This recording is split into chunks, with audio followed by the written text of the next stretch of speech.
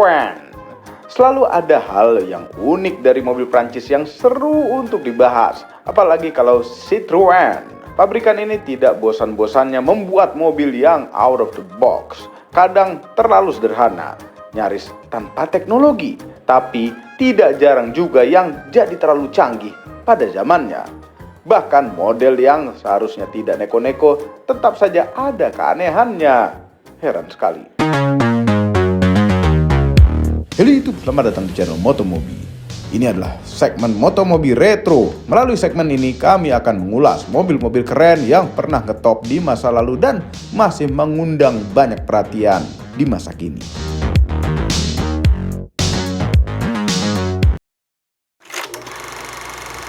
Pada tahun 1970-an, kondisi keuangan Citroën sempat morat-marit. Ditambah lagi ada krisis minyak bumi. Citroën putar otak supaya bisa menciptakan mobil yang efisien bahan bakar, mudah dirawat, tapi tetap memberikan rasa berkendara yang nyaman, selayaknya karakter mobil Prancis.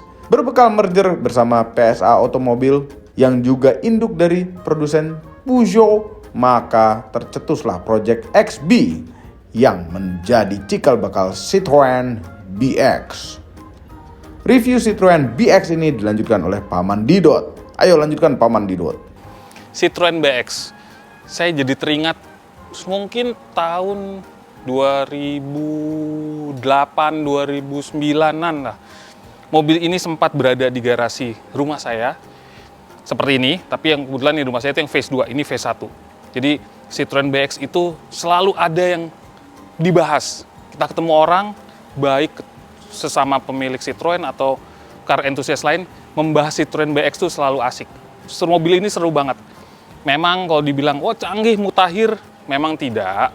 Nggak ada komputer yang canggih-canggih atau teknologi yang advance, yang berhubungan dengan digital-digital itu nggak ada, komputerisasi nggak ada. Tapi memang mobil ini lebih maju daripada mobil-mobil sekelasnya di era tersebut. Oke, Citroën BX hadir di Indonesia itu tahun 86 dan berakhir di mungkin tahun 91 atau 92. Di Indonesia dipasarkan oleh PT Alun, APM-nya namanya PT Alun, sekarang udah nggak menjual Citroën lagi. Citroën sekarang berada di bawah bendera Indomobil Group. Yang dipasarkan di Indonesia ada dua macam BX, yaitu BX16 TRS dan BX19 GTI. Dua-duanya ada versi transmisi manual dan otomatis, nanti kita bahas tentang mekanikalnya. Sedikit kembali ke tahun 70-an, Citroën ingin menciptakan mobil salon. Saya juga bingung sampai sekarang kok ini salon, sedan atau hatchback, karena bentuknya seperti ini. Nanti Anda tentukan sendirilah ini tipenya apa sih, tapi Citroën bilangnya ini salon, di surat-surat juga bilangnya sedan. Oke, jadi Citroën ingin meneruskan generasi dari GS. Pertengahan tahun 70-an Citroën mulai tuh menyiapkan beberapa proposal, ide-ide. Apa nih ya, project apa nih yang untuk generasi mobil berikutnya. Mereka menamakan Project XB, bukan BX ya, XB. Beberapa desain, beberapa proposal disiapkan dengan menunjuk Marcello Gandini yang bekerja saat itu di Bertone. Yuk kita mau nyiapin mobil nih buat penerusnya GS untuk lahir di tahun 80-an. Di saat itu Bertone punya dua proposal yang kebetulan tidak digunakan oleh dua pabrikan. Yang pertama adalah proposal yang bentuknya mirip-mirip dengan mobil ini. Yang pertama adalah Reliant FW11, kemudian yang kedua adalah Volvo Tundra. Reliant FW11 itu tadinya mobil konsep di tahun 77, kemudian Volvo Tundra di tahun 1979. Sejumlah adjustment, sejumlah penyesuaian dari desain-desain awal itu dilakukan oleh Citroën bersama Marcello Gandini di Bertone. Akhirnya lahirlah desain Citroën BX ini. Dua desain itu bentuknya memang mirip banget, tapi tidak plek-plekan dimakan oleh Citroën, ada adjustment lah. Sampai akhirnya keluar desain bodi BX ini. Citroën BX lahir di tahun 82, launchingnya keren banget di bawah Menara Eiffel di Paris. Itu sekitar pertengahan tahun 82 atau Agustus tahun 82, saya lupa ingat, nanti komen aja. Kira-kira ada yang tahu nggak pastinya, pokoknya tahun 82. 83 mulai dijual, kemudian terus sampai, itu phase 1 sampai tahun 85-an. Phase 2 keluar tahun 86. Di Indonesia 86-nya masih phase 1, tapi di Perancis ya, di Eropa. Tahun 86 itu udah mulai keluar Phase 2. Phase 2 bedanya apa? Ini Phase 1, kalau Phase 2 sennya lebih besar, bumpernya tuh lebih ngebulet dikit. Sebenarnya kalau Phase 1 spionnya juga lebih kecil. Ini pakai spion yang Phase 2. Start dari tahun 86 sampai akhirnya di tahun 89-an Citroen memutuskan untuk mengupdate Phase 2-nya. Jadi lucu ya, orang Prancis tuh bilang pre-facelift, facelift, atau update tuh pakai phase. Kalau yang pre-facelift, Phase 1. Yang facelift, Phase 2. Nanti ada penyempurnaan lagi, kalau nggak mau pakai Phase 3, ya Phase 2 update atau Phase 2 facelift. Suka unik-unik orang Prancis. Kemudian terus yang Phase 2 update itu dari tahun 89, 90 sampai akhirnya di tahun 94. Yang V1 SN-nya kecil, bumpernya mengotak. Spionnya juga mestinya kecil. Nanti di belakang bumpernya juga ngotak banget. Sisanya mirip-mirip. Phase 2 SN lebih besar. Bumpernya lebih membulat, spionnya seperti ini. Dan antenanya ini Phase 1. Kalau Phase 2 antenanya udah kayak Peugeot gitu. Nah, memang Peugeot Citroen tahun 80-an kan memang sudah di era yang merger ya, karena tahun 70-an mereka bersatu lah di PSA Group. Bisa dikatakan Citroen BX itu 95% isinya garis lurus. Nggak ada bentuk membulatnya. Bisa dilihat kan semuanya tuh garis-garis tegas semua. Meskipun garis-garis gini, ternyata tingkat aerodinamikanya tuh oke banget untuk mobil yang lahir di tahun 80-an awal. CD 034 untuk yang 16 TRS. Ini tipenya 16 TRS. Kemudian meskipun garis-garis semua menghasilkan aerodinamis karena semuanya tertutup, nggak ada yang sela-sela yang menghambat angin tuh nggak ada, sampai talang air aja nggak ada loh ini mobil. Jadi kalau pasang roof rack segala macam maaf aja nggak bisa. Terus, nah ini juga unik. Semestinya kalau di Phase 1 ini kaca ini bening nih. Jadi kayak panel plastik polikarbonat. Jadi kita orang bisa ngeliat nih keluar nih. Tapi mungkin seiring berjalannya waktu mungkin udah retak-retak atau udah jelek. Jadi terus diganti dengan yang panel biasa aja. Jadi kalau yang Phase 2 ini udah bukan polikarbonat lagi, jadi udah panel. Nah, spoiler ini juga option. Tapi standar di tipe-tipe yang sporty kayak BX GTI itu dia pakai spoiler kayak gini. Oke, karena ini Phase 1 lampunya masih bener nih, kayak gini. Yang Phase 2 udah mulai smoke lensa lampunya, jadi lebih gelap, lebih sporty. Meskipun dia bukan yang tipe-tipe sport ya, yang tipe standar dia lebih gelap lensanya. Kenapa tulisan otomatis? Mobil ini udah di-convert jadi otomatis. Ya karena tinggal di Jakarta, biar lebih praktis aja pakai transmisi otomatis. Memang dipasarkan di Indonesia ada yang BX otomatis, tapi itu Phase 2. Yang Phase 1 ya seperti ini, ya, tahun 86 sampai 87 nggak ada option otomatis di Indonesia. Setelah itu baru ada. Tinggal pindah-pindahin aja sebenarnya, bisa kok. Mudah.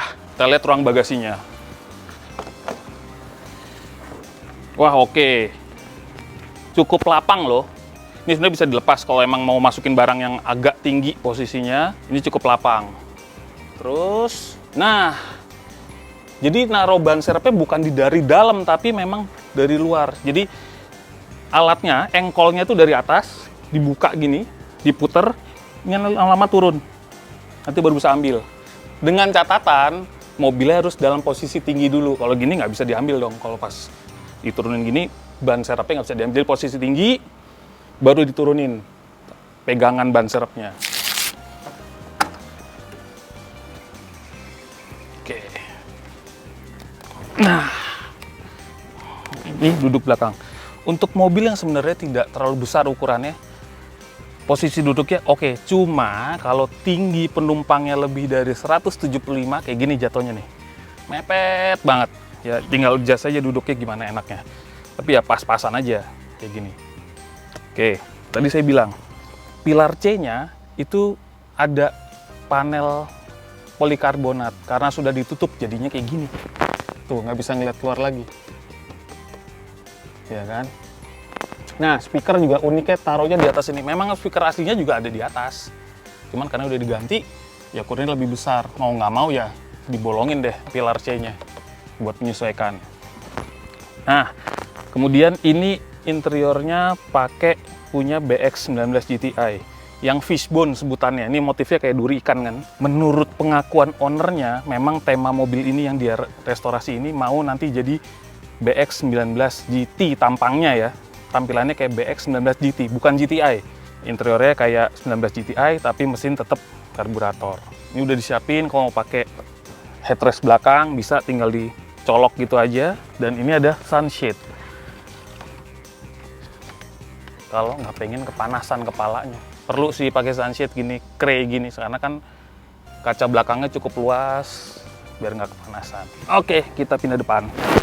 Oke. Nah, ini dia uniknya BX V1. Nah, kalau V1 dashboardnya kayak gini nih, futuristis banget. Jadi dia nggak ada tuas sen, nggak ada tuas wiper, semuanya di samping kanan kirinya panel speedometer. Jadi sennya di sini, ya kan?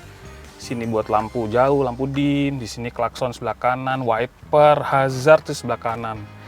Ya karena sennya jadi di sini, dia nggak bisa balik sendiri. Jadi bener-bener mesti kita ingat ini lagi nggak sen apa nggak. Kayak naik motor aja. Lampu juga sini. AC di tengah.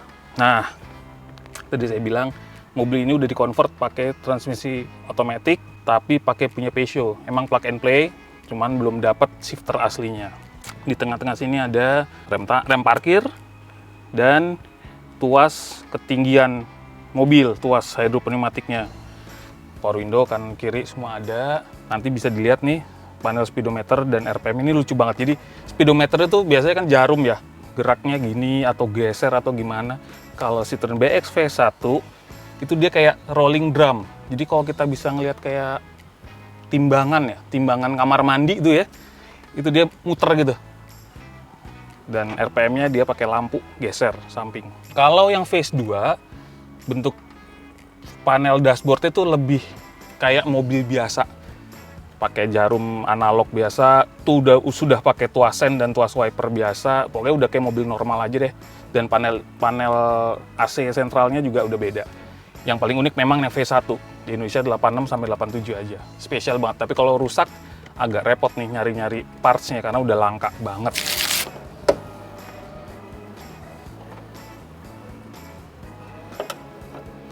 Oke, ini tipe mesinnya, kalau di Citroen bilangnya 171. Tapi sebenarnya ini mesin PSA Group XU Series 1600. Karena di BX 16 TRS. Kalau pengen ganti mesinnya dengan yang cc lebih besar, sebenarnya nggak perlu ganti ribet-ribet banget. Karena tinggal ganti karkas, ganti liner, ganti piston, langsung cc-nya naik jadi 1900. Kayak 405 SR atau SRI, itu mudah banget. Jadi nggak perlu ke bengkel Citroen, ke bengkel Peugeot aja pasti bisa. Di sini adalah tabung minyak LHM atau oli hidropneumatiknya. Di sini bisa dikontrol jumlahnya berapa, kalau kurang tinggal tambahin. Karena ada payungnya, ini bisa ngeliat nih jumlah olinya penuh atau enggak. Ini ada bagian buat ngintip jumlahnya nih, ada payungnya gitu. Kalau ketinggian, kalau kurang dia di bawah, kalau kelebihan dia di atas. Ada batas normalnya juga. Ini adalah bola-bola hidropneumatiknya, nyawanya suspensi ya di sini. Mesinnya 1600, 1580 cc, horsepower-nya 90-an, nggak terlalu tinggi. Tapi karena bodinya ringan, jadi performance-nya cukup lah. Transmisi aslinya manual 5 speed, sekarang udah pakai ZF 4 speed automatic. Adjustment yang terlalu berat tinggal plug and play aja. Karburator aslinya Weber 3234 DRTC, tapi sekarang supaya alasan lebih praktis pakai buatan Jepang. Meskipun karburator aslinya kalau sehat itu enak banget, performance mobilnya enak banget. Udah sih simple aja, nggak ada teknologi yang terlalu canggih-canggih di mechanical, hanya saja memang perlu perhatian ekstra di sistem hidropneumatik ini aja. Pasti pengen banget kan, gimana sih kinerja suspensi hidropneumatiknya? Kita lihat aja. Kita lihat ya, posisi ketinggian mobilnya ada 4 step. Ini paling rendah, normal, agak tinggi, kemudian paling tinggi. Paling tinggi itu buat kayak ganti ban atau di kondisi yang memang ekstrim. Ini posisi paling bawah. Kayak gini ya. Kita naik ke posisi normal.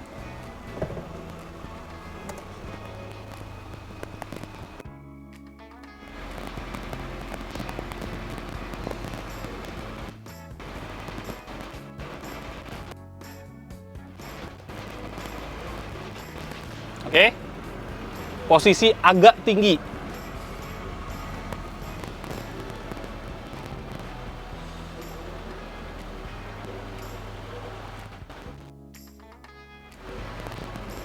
Sekarang posisi paling tinggi untuk kondisi jalan yang jelek banget atau mau ganti ban serep.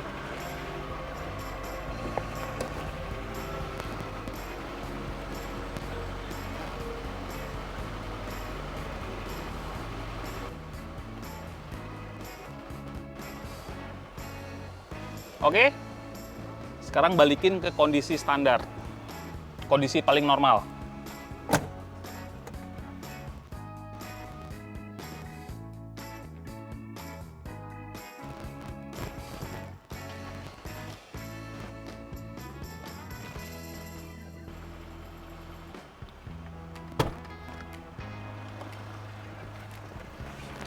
Ada cara lain untuk bisa tahu kalau suspensi hidropneumatiknya oke. Kita turun dari mobil, dia akan koreksi seberapa cepat. Paling gampang di bagasi. Tadi saya bilang ngecek kaki-kakinya Citroen BX, suspensi hidropneumatiknya gampang. Mesinnya hidupin, buka bagasi, duduk. Angkat aja dikit. Saya duduk, kemudian dia akan ambles. Berapa lama dia akan mengoreksi ketinggiannya. Kalau di bawah 20 detik berarti semuanya normal. Oke, saya hitung ya. 1, 2, 3. Iya.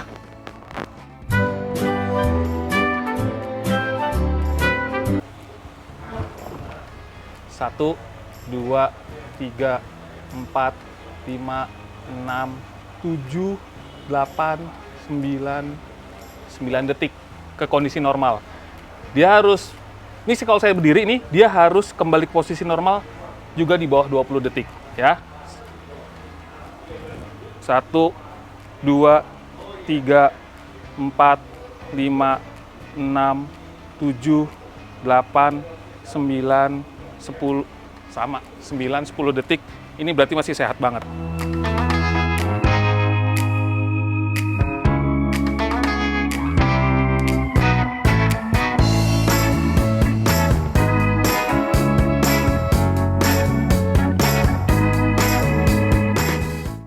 Citroen BX sempat menjadi salah satu pilihan dari penggemar mobil Prancis di Indonesia. Suspensi hydropneumatics yang digunakan menjadi salah satu fitur utamanya. Memang kini bengkel spesialisnya mulai semakin sedikit. Apalagi mekanik yang benar-benar jago dengan Citroen sudah berusia tua dan tidak lama lagi mungkin pensiun.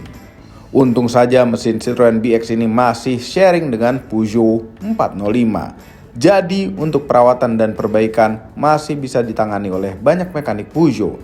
BX ini menjadi produk terakhir Citroen yang dipasarkan oleh PT Alun.